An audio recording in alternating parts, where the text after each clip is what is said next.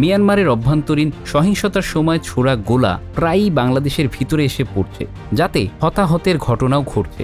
এমন পরিস্থিতিতে সাধারণ মানুষের মধ্যে এক ধরনের উদ্বেগ, উৎকণ্ঠা তৈরি হয়েছে। বিশ্বের কোনো দেশের সামরিক শক্তি কতটুকু সে বিষয়ে প্রতিবছর তালিকা প্রকাশ করে সামরিক শক্তি পর্যবেক্ষক প্রতিষ্ঠান গ্লোবাল ফায়ার পাওয়ার।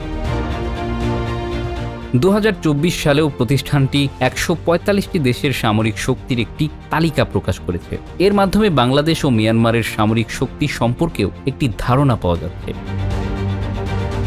প্রতিবেদন অনুযায়ী জনসংখ্যার দিক থেকে মিয়ানমারের তুলনায় বাংলাদেশ বেশ এগিয়ে থাকলেও সামরিক দিক থেকে কিছুটা পিছিয়ে রয়েছে। গ্লোবাল ফায়ার পাওয়ার ইন্ডেক্স 2024 অনুযায়ী বিশ্বের সামরিক শক্তিতে মিয়ানমারের অবস্থান 35তম, অন্যদিকে বাংলাদেশের অবস্থান 37তম। গত বছর বাংলাদেশের অবস্থান ছিল 40তম। সেই হিসেবে সামরিক শক্তিতে 3 ধাপ এগিয়েছে বাংলাদেশ। তালিকা তৈরি করার সময় দু দেশের সৈন্য সংখ্যা, সামরিক সরঞ্জাম, অর্থনৈতিক অবস্থা, ভৌগোলিক অবস্থান সহ 60টিরও বেশি বিষয় বিবেচনায় নেওয়া হয়। সংস্থাটির প্রতিবেদন বলছে, মিয়ানমারের তুলনায় বাংলাদেশের সৈন্য সংখ্যা খানিকটা বেশি। বাংলাদেশের সামরিক বাহিনীতে নিয়মিত সৈন্যর সংখ্যা 1,63,000, সেখানে মিয়ানমারের বাহিনীতে নিয়মিত সৈন্য রয়েছে প্রায় 1.5 লাখ।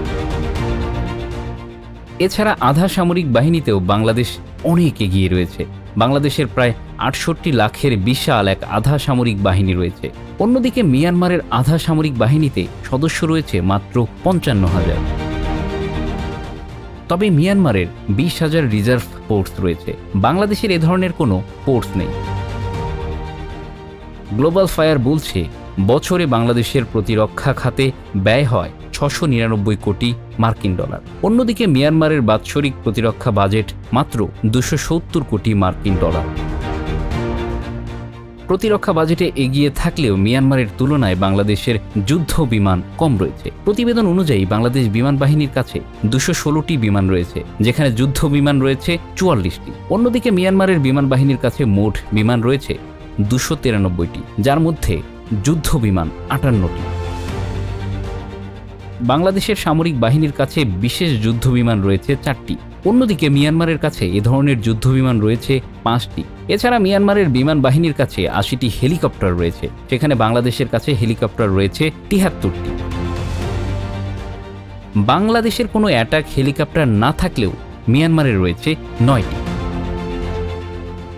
বাংলাদেশের তুলনায় দ্বিগুণেরও বেশি সংখ্যক ট্যাঙ্ক রয়েছে মিয়ানমারে। দেশটির সামরিক বাহিনীর কাছে বর্তমানে 750টি ট্যাঙ্ক রয়েছে। বিপরীতে বাংলাদেশের ট্যাঙ্ক রয়েছে 320টি। ট্যাঙ্কের সংখ্যায় পিছিয়ে থাকলেও অনন্য সামরিক যানের সংখ্যায় এগিয়ে রয়েছে বাংলাদেশ। প্রতিবেদন অনুযায়ী বাংলাদেশের সামরিক বাহিনীর কাছে সব মিলিয়ে 13,000-এরও বেশি সামরিক যান রয়েছে। অন্যদিকে মিয়ানমারের সামরিক বাহিনীর কাছে রয়েছে 8,000-এর কিছু বেশি সামরিক যান। কামানের সংখ্যার দিক থেকে বাংলাদেশের চেয়ে অনেক বেশি এগিয়ে রয়েছে মিয়ানমার। দেশটির সামরিক বাহিনীর কাছে 2,000-এরও বেশি কামান রয়েছে, যার মধ্যে 215টি স্বয়ংক্রিয় কামান। বিপরীতে বাংলাদেশের সব মিলিয়ে 464টি কামান রয়েছে, এর মধ্যে স্বয়ংক্রিয় কামান রয়েছে মাত্র 27টি। এছাড়া মোবাইল রকেট প্রজেক্টরের সংখ্যাতেও মিয়ানমার থেকে পিছিয়ে রয়েছে বাংলাদেশ। মোবাইল রকেট প্রজেক্টর হচ্ছে এমন একটি স্বয়ংক্রিয় সামরিক অস্ত্র যেটি দিয়ে একসাথে কয়েকটি রকেট বোমা নিক্ষেপ করা যায়। মিয়ানমারের নৌবাহিনীর কাছে বিভিন্ন ধরনের মোট 362টি যুদ্ধ জাহাজ রয়েছে, যা বাংলাদেশের রয়েছে মাত্র 190টি। এক্ষেত্রে ফ্রিগেট বা করবেটের মতো যুদ্ধ জাহাজের সংখ্যায় মিয়ানমারের চেয়ে এগিয়ে বাংলাদেশ। মিয়ানমারের 6টি ফ্রিগেট থাকলেও বাংলাদেশের রয়েছে 7টি। অন্যদিকে মিয়ানমারের 3টি করভেট যুদ্ধজাহাজের বিপরীতে বাংলাদেশের রয়েছে 6টি। এছাড়া মাইন ওয়ারফেয়ার ক্রাফট এবং বাণিজ্যিক নৌযানের দিক থেকে মিয়ানমারের চেয়ে এগিয়ে রয়েছে বাংলাদেশ। তবে সাবমেরিনের সংখ্যায় আবার মিয়ানমার এগিয়ে রয়েছে। মিয়ানমারের নৌবাহিনীর কাছে এখন পর্যন্ত 3টি সাবমেরিন রয়েছে। অন্যদিকে বাংলাদেশ নৌবাহিনীর কাছে সাবমেরিন রয়েছে 2টি। যদিও মিয়ানমার ও বাংলাদেশের কারো কাছেই বিমান ও হেলিকপ্টারবাহী কোনো রণতরী নেই। মিয়ানমারের তুলনায় সামরিক শক্তিতে 2 ধাপ পিছিয়ে থাকলেও বাংলাদেশ স্বস্তিতে রয়েছে, কেননা মিয়ানমারের অভ্যন্তরীণ দ্বন্দ্ব বেশ প্রকট। দেশটির সেনাবাহিনীকে সার্বক্ষণিক বেশ কয়েকটি স্বাধীনতাকামী গোষ্ঠীর বিরুদ্ধে লড়াই করতে হচ্ছে, যা বাংলাদেশের জন্য সাপে বর হয়ে ধরা দিয়েছে।